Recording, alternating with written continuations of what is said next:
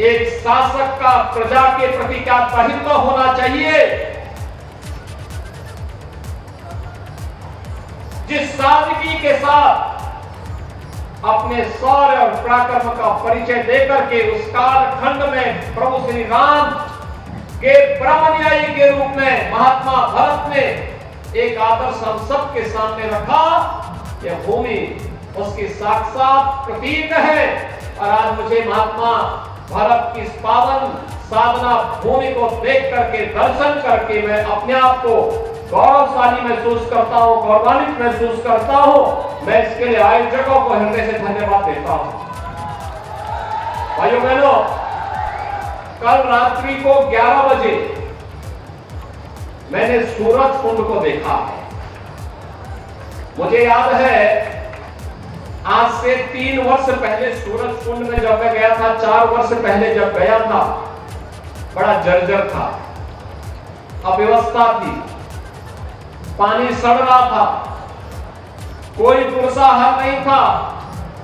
और कल रात्रि को भरतकूप को जब मैंने सूरज कुंड को देखा तो वास्तव में सूरज कुंड ने एहसास करा दिया कि यही अयोध्या रहेगी, इसी प्रकार से अयोध्या बनेगी।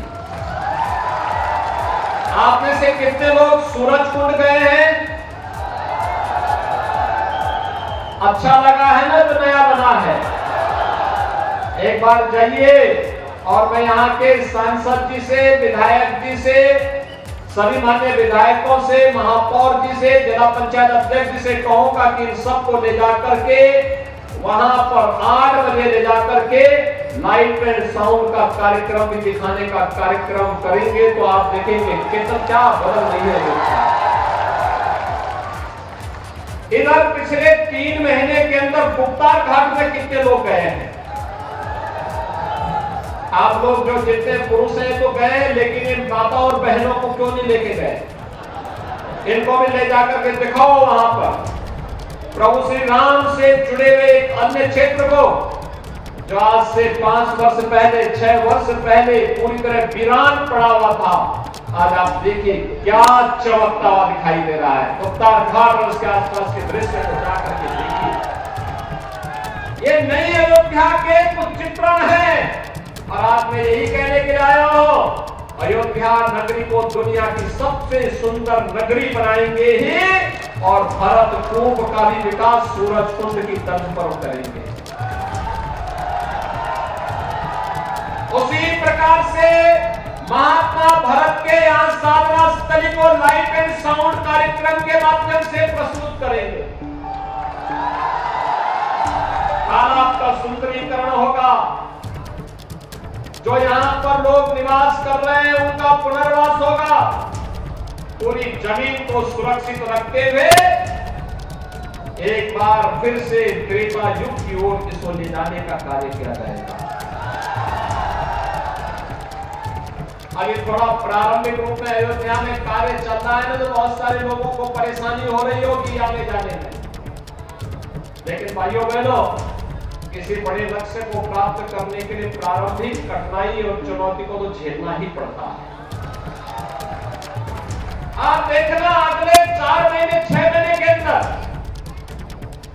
अयोध्या की सड़कें ऐसे लगेंगी जैसे दिल्ली के राजपथ की सड़कें हैं। और उसका नाम हमने रामपथ ही रखा है। प्रभु श्री राम के नाम पर रामपथ। और हनुमानगढ़ी के पीछे से, सुग्रीव किला के पास से राम जन्मभूमि के लिए, श्री राम जन्मभूमि के लिए जो मार्ग जा रहा है, भक्ति पथ के रूप में फर्स्ट क्लास मार्ग बनने जा रहा है। इतना चौड़ा मार्ग अयोध्या में इससे पहले इतने चौड़े मार्ग थे ही नहीं, अब बनाए जा रहे हैं। और भाइयों बहनों, अगर अयोध्या के इन सभी कार्यों को पंचकोसी, 14 कोसी, 84 कोसी, एक नया बाईपास, रिंग रोड, अन्य सभी कार्यों को देखेंगे। फ्लाईओवर बन रहे हैं, नए नए तरीके से घाटों का निर्माण हो रहा है, चिकित्सालयों का निर्माण हो रहा है, शिक्षा के केंद्रों के विकास के कार्यक्रम को आगे बढ़ाया जा रहा है। इन सभी कार्यों को हम देखेंगे तो आज के दिन पर अकेले अयोध्या के अंदर 32,000 करोड़ रुपए की परियोजनाओं के कार्य प्रारंभ हो रहे हैं। 32,000 करोड़ रुपए की। भाइयों बहनों, जिस दिन 32,000 करोड़ रुपए की परियोजना के कार्य जमीनी धरातल पर उतरेंगे, अयोध्या दुनिया की सुंदरतम नगरी के रूप में रहेगी। और तब उस समय आप देखेंगे जब जनवरी में प्रधानमंत्री मोदी जी के कर कमलों से स्वयं रामलला 500 वर्षों के बाद अपने स्वयं के मंदिर में विराजमान होंगे तो भाइयों बहनों, दुनिया अयोध्या की तरफ आकर्षित होगी। अयोध्या में मुख्य रेलवे स्टेशन का विकास हो रहा है। सूरजकुंड और भरतकुंड में रेलवे विकास के कार्य प्रारंभ हो रहे हैं और इंटरनेशनल एयरपोर्ट इसी वर्ष बनकर के तैयार हो जाएगा। इतना बड़ा एयरपोर्ट बन रहा है कि एक समय में एक विमान उतरा और तुरंत दूसरी तरफ आया, अगला विमान फिर 2 मिनट में दूसरा विमान वहां आ जाएगा। कितना अवसर अयोध्या के लिए आने जा रहा है, इतने अवसर आने जा रहे हैं कि जो अयोध्या में आया होगा वो पछताता होगा। जिसने अयोध्या में जन्म नहीं लिया होगा वो भी प्रार्थना कर रहा होगा कि मुझे भी अयोध्या में जन्म लेने का सौभाग्य प्राप्त होता तो मैं भी सौभाग्यशाली होता। भाइयों बहनों, राम के बगैर हमारा जीवन अधूरा माना जाता है। प्रभु श्री राम को हम लोगों ने जिस रूप में देखा है, पूजा है, उनकी भक्ति की है और भक्ति साकार रूप से अब हम सबके सामने रामलला के रूप में मंदिर निर्माण के कार्य के साथ ही विराजमान होकर के हम सबको दर्शन देंगे। ढेर सारे कार्यक्रम चल रहे हैं। 32,000 करोड़ रुपए के परियोजनाएं तो ऐसी हैं जिन पे कार्य चल रहा है और बहुत सारी योजनाएं ऐसी हैं जिन पर अभी कार्य प्रारंभ होने के लिए हम लोग स्वीकृति देने जा रहे हैं। इतने बड़े परियोजनाएं देश के अंदर किसी और एक नगर में, एक जनपद में नहीं चल रही होगी। और इसलिए भाइयों बहनों, आज मैं आपके पास आया हूं प्रधानमंत्री मोदी जी के नेतृत्व में, उनके यशस्वी नेतृत्व में अयोध्या का, काशी का, मथुरा, वृंदावन का, प्रयागराज का, कुशीनगर का, श्रावस्ती का, सुख तीर्थ का, नेमिष तीर्थ का, इन सब का विकास होगा। विकास के लिए पैसे की कमी नहीं है। पैसे की कमी तब होती थी जब सरकारी खजाने पे डकैती डालने वाले लोग सत्ता में बैठ करके परिवारवाद और जातिवाद के हमले का अनुभव करते थे, तब पैसे की कमी होती थी। हमारे लिए तो कौन है? हमारे लिए तो ये जनता जनार्दन ही परिवार है, प्रदेश ही परिवार है। जो डकैती डालते थे उनकी डकैती को रोक करके उस पैसे को हम डाइवर्ट करते हैं विकास के लिए, और वही पैसा विकास में लग रहा है। उपचार में खर्च हो रहा है, गरीबों के लिए मकान में खर्च हो रहा है, गरीबों के शौचालय के खर्च हो रहा है, बिजली कार्य के सुदृढ़ीकरण के लिए खर्च हो रहा है, हर घर नल की योजना के रूप में पैसा लगाया जा रहा है, किसानों की आमदनी को बढ़ाने में लगाया जा रहा है, बेटियों की पढ़ाई में पैसा लगाया जा रहा है, नौजवानों के रोजगार में लगाया जा रहा है, अच्छे विश्वविद्यालय, अच्छे महाविद्यालय, अच्छे टेक्निकल इंस्टीट्यूट स्थापित करने में पैसा लगाया जा रहा है। और आज इसलिए विकास दिखता है, इसके बारे में कोई प्रश्न नहीं खड़ा कर सकता है। हाँ, टाइम का हो सकता है, कोई कार्य जिस स्पीड से चलना चाहिए हो सकता है स्पीड में कम या ज्यादा हो सकती है, हर व्यक्ति एक जैसी क्षमता का नहीं हो सकता। लेकिन भाइयों बहनों, अब अयोध्या के साथ कोई अन्याय नहीं कर सकता। अब अयोध्या का नाम लेने में कोई संकोच नहीं करता है, और अयोध्या आने के लिए तो कौन है जो बलाइत न होता हो। आपने बंधु सिंह जी को पहले सांसद बना दिया, अब हर व्यक्ति अयोध्या आने के लिए लालायित है। लेकिन आप चिंता मत करिए, अयोध्या के गौरव और अयोध्या के वैभव के साथ किसी के सुख को खिलवाड़ करने की छूट नहीं देंगे। आज प्रधानमंत्री मोदी जी के नेतृत्व में भारत दुनिया की एक बड़ी ताकत के रूप में उभर रहा है। ये नया भारत है, वैश्विक मंच पर सम्मान पाता है। देश सब अपनी आजादी का 75 वर्ष पूरा कर रहा है। आपने देखा होगा 75 वर्ष पूर्ण होने पर दुनिया के 20 बड़े देशों के समूह की अध्यक्षता भारत को G20 के अध्यक्षता के रूप में भारत को मिली। ये G20 के देश वही है भाइयों बहनों, जिनके पास दुनिया की 65% आबादी निवास करती है, जिनका दुनिया के 80% संसाधनों पर अधिकार है, जिनके पास दुनिया की 85% GDP है और जिनके पास दुनिया का जो भी पेटेंट होता है, पेटेंट का 90% अधिकार जिन देशों के पास है, वे G20 के देश कहलाते हैं। भारत वर्तमान में अपनी आजादी के अमृत महोत्सव वर्ष में G20 समूह देशों का की अध्यक्षता प्रधानमंत्री मोदी जी के नेतृत्व में कर रहा है। जो ब्रिटेन भारत को लगभग 200 वर्षों तक गुलाम बनाया था, आजादी के अमृत महोत्सव वर्ष में उस ब्रिटेन को पछाड़ करके भारत दुनिया की 5वीं बड़ी अर्थव्यवस्था बना है। और भाइयों बहनों, प्रधानमंत्री मोदी जी का ये यशस्वी नेतृत्व इसी प्रकार से जनता जनार्दन का आशीर्वाद देता रहेगा तो आप देखना अगले 4-5 वर्षों के अंदर भारत दुनिया की तीसरी बड़ी अर्थव्यवस्था बनेगा। अर्थव्यवस्था की मजबूती का मतलब प्रति व्यक्ति आय में वृद्धि, हर गरीब को बिना भेदभाव के शासन की योजना का लाभ मिलना, कनेक्टिविटी बेहतर होना।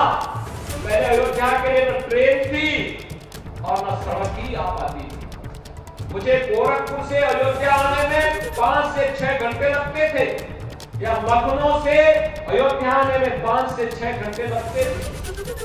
आज भाइयों बहनों, गोरखपुर से अयोध्या 1 घंटे में, लखनऊ से अयोध्या 1 घंटे में। एयरपोर्ट बनेगा तो एक बार फिर से त्रेता युग की याद को ताजा कर देगा, जब भगवान श्री राम पुष्पक विमान से अयोध्या आए होंगे ना लंका विजय के बाद। आज अयोध्या के हर वासी को विमान की यात्रा में देश और दुनिया का सैर करने का एक अवसर प्राप्त होगा। अयोध्या से कहीं की भी उड़ान अयोध्या से होगी। एक नया अयोध्या बनने जा रहा है। रेलवे की कनेक्टिविटी बेहतर हुई है। हर जनपद और हर कस्बा सिटी आज अयोध्या के साथ जुड़ना चाहता है। ये नई अयोध्या है। दीपोत्सव का अलग आनंद। इस बार दीपोत्सव होगा तो भाइयों बहनों लक्ष्य रखिए, 21 लाख दीप प्रज्वलित होंगे अयोध्या के अंदर। 21 लाख दीप, और अयोध्या के हर घर में, जनपद के हर घर में दीप प्रज्वलन के कार्यक्रम होने चाहिए। राम जी की बेड़ी में भी होगा, नए घाट में भी होगा, हर मठ और मंदिर में भी होगा। सूरज कुंड, भरत कुंड, जितने भी घाट हैं इन सब में दीप प्रज्वलन के साथ साथ अयोध्या के हर घर में भी दीपों से प्रज्वलित होती हुई अयोध्या जगमगाती हुई दीपोत्सव की चित्र दिखाई देनी चाहिए। अभी से इसकी तैयारी हो, एक बड़ा इवेंट बनाओ, अभी से तैयारी प्रारंभ कर दो। अगले वर्ष हमारे राम आने वाले हैं, अपने घर में विराजमान होने वाले हैं, अपने महल में विराजमान होने वाले हैं, अपने स्वयं के मंदिर में विराजमान होने वाले हैं। और उसकी तैयारी दीपोत्सव के साथ हमारी प्रारंभ होनी चाहिए।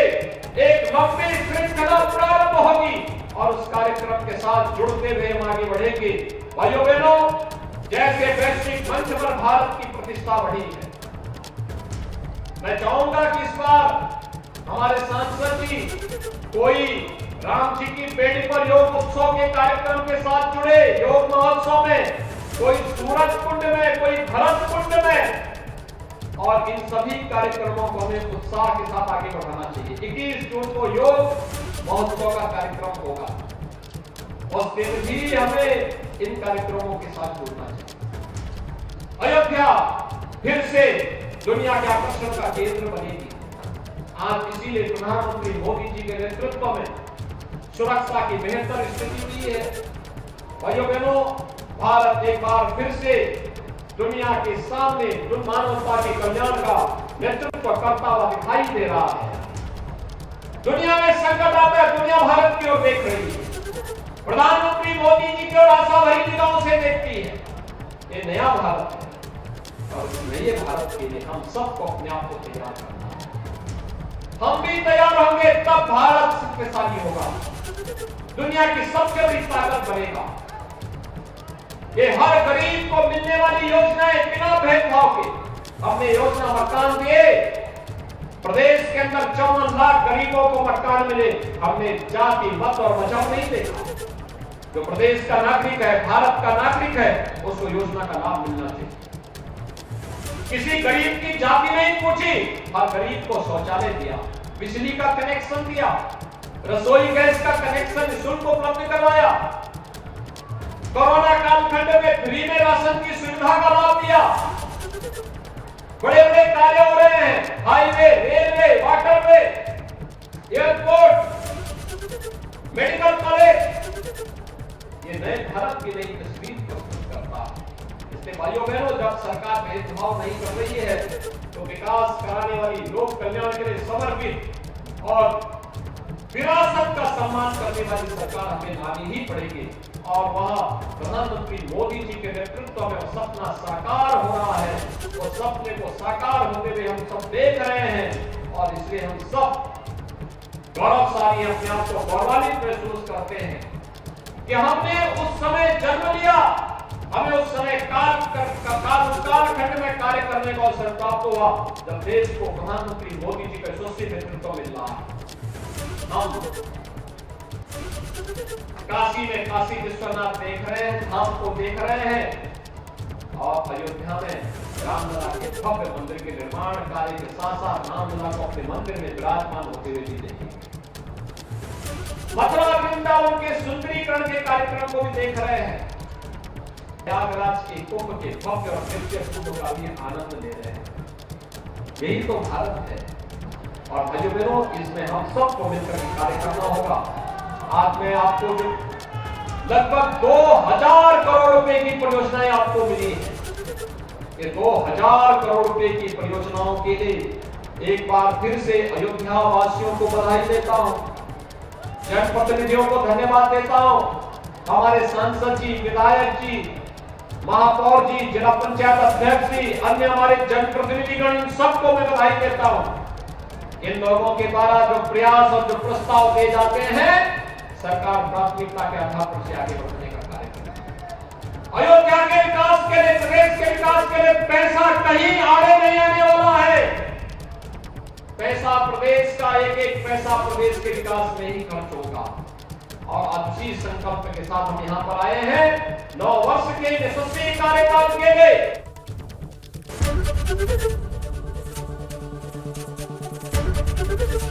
एबीपी गंगा, खबर आपकी, जुबान आपकी।